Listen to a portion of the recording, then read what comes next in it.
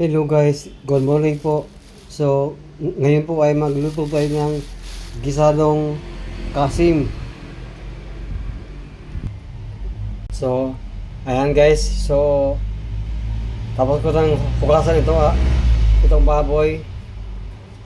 Pag pag ako po ay nagluluto ay wala pong gisa. Ganyan lang siya, tubig lang siya.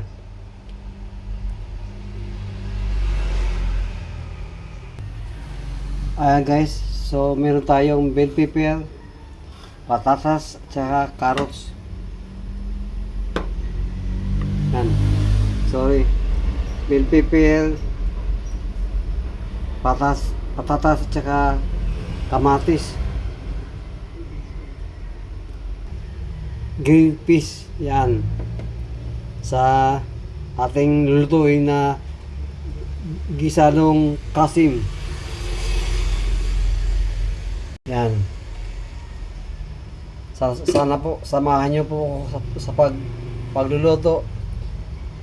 Hirap hirapan magsalita basta tuloy ang pag-upload natin ating mga video kahit wala po nanonood.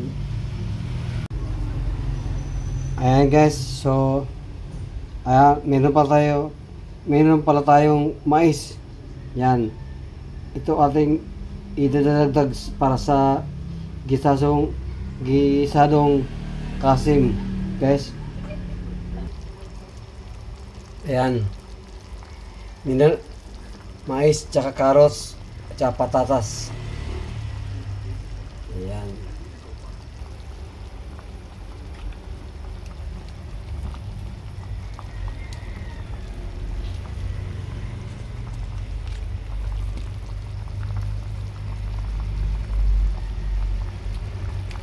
Ayan.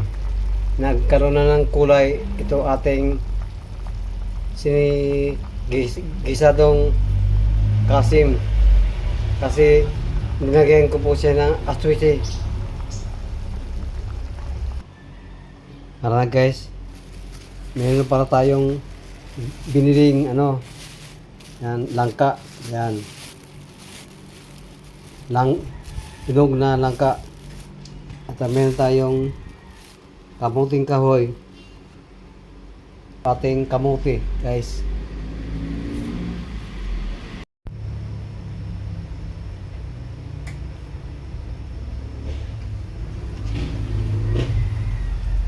Okay guys, lagay na natin ito ating sibuyas.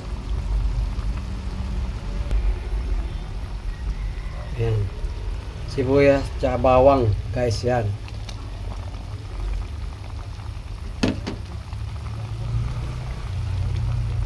Ayan. So, nag-add tayo ng tubig.